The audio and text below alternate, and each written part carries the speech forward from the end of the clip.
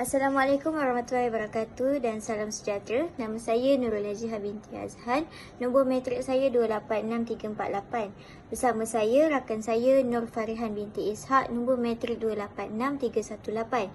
Pada hari ini kami akan membentangkan serba sedikit mengenai skema teori.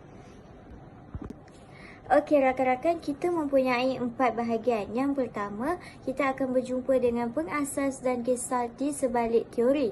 Yang kedua, perspektif teori. Yang ketiga, idea utama dan prinsip teori. Dan yang terakhir sekali ialah kerangka teori skema. Okey, jom kita pergi sama-sama.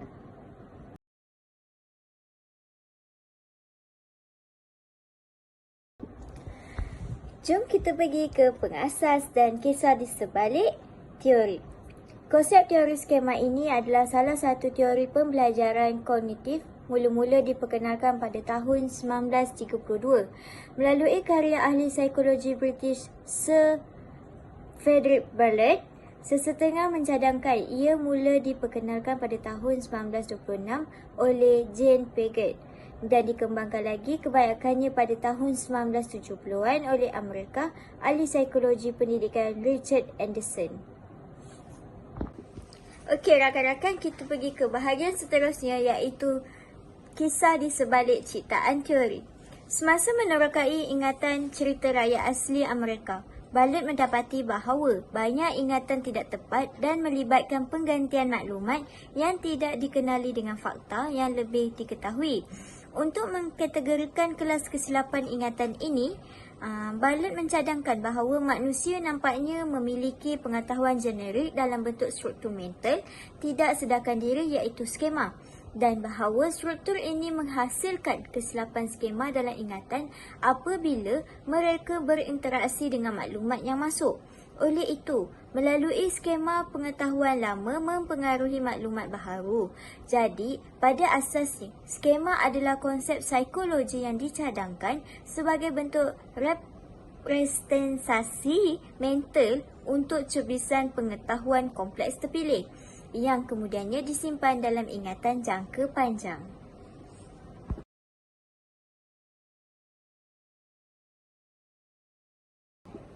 Bahagian seterusnya adalah perspektif teori. Skema teori ini menggunakan post-positivist teori. Baiklah, yang pertama, ontologi pasca positivis menerima bahawa dunia, malah dunia sosial, wujud selain daripada persepsi kita tentangnya, iaitu tingkah laku. Yang kedua, epistemologi pasca positivis berpendapat bahawa pengetahuan dimajukan melalui pencarian logik yang sistematik untuk keteraturan dan hubungan sebab akibat yang menggunakan kaedah saintifik. Soalan yang sering ditanya, sejauh manakah ia dapat diuji? Skema teori adalah teori yang dibangunkan di bawah pelbagai penyelidikan yang dijalankan oleh pelbagai penyelidik dari Jane Piaget hingga Lev Vygotsky. Teori ini dapat diuji di mana Frederick Berlet telah melakukan pelbagai eksperimen dengan memberikan peserta maklumat yang tidak biasa berkenaan dengan latar belakang budaya dan jangkaan mereka dan kemudian memantau bagaimanakah mereka mengingat sesuatu maklumat yang berbeza ini. Frederick dapat memastikan bahawa skema dan stereotip sedia ada individu mempengaruhi bukan sahaja cara mereka mentafsir maklumat baharu iaitu skema foreign, tetapi juga cara mereka mengingat maklumat itu dari semasa ke semasa. Dan yang terakhir ialah aksiologi pasca positivis. Pergantungan berhati-hati pada kaedah saintifik inilah yang mentakrif aksiologi pasca positivis iaitu objektiviti yang wujud dalam aplikasi kaedah saintifik menghalang nilai penyelidik dan ahli teori daripada mencari pengetahuan. Oleh itu, pengkaji skema teori hanya menjalani penyelidikan untuk mengkaji tindak balas dan ingatan semula maklumat manusia apabila seseorang diberi maklumat baharu.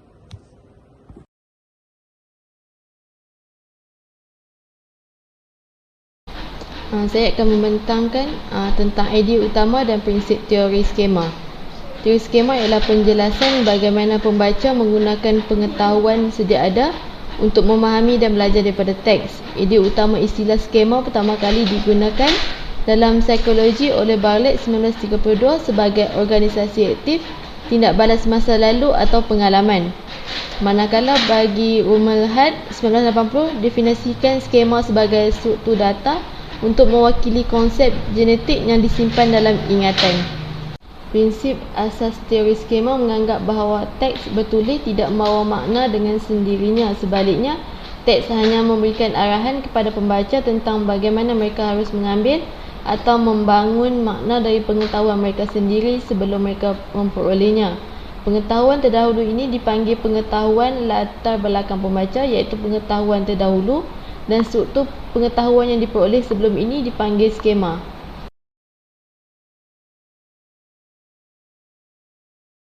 Yang kedua ialah kerangka teori skema. Bagi Piaget 1976 mengembangkan tanggapan skema struktur mental yang bertindak sebagai rangka kerja di mana individu mengklasifikasikan dan mentafsir dunia. Skema inilah yang membolehkan kita misalnya membezakan antara kuda dan lembu dengan mencari ciri-ciri utama. Skema boleh menjadi diskret dan khusus atau berurutan dan terperinci.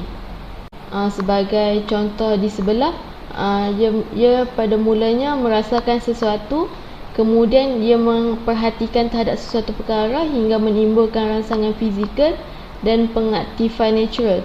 Lalu ianya ingat akan maklumat daripada ingatan episod dan semantik dan mengaktifkan skema yang mencukupi, dan akhirnya respon terhadap sesuatu perkara itu dengan lebih terperinci.